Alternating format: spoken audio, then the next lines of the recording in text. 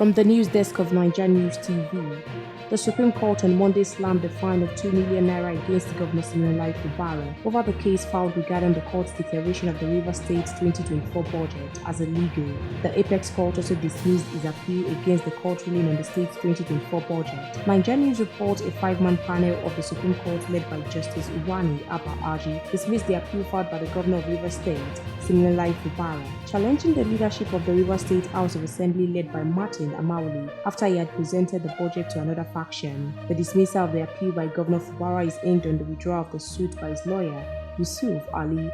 It will be recalled that the governor in December 2023 submitted the 2024 budget of Rivers State to the Edison AE-led House of Assembly.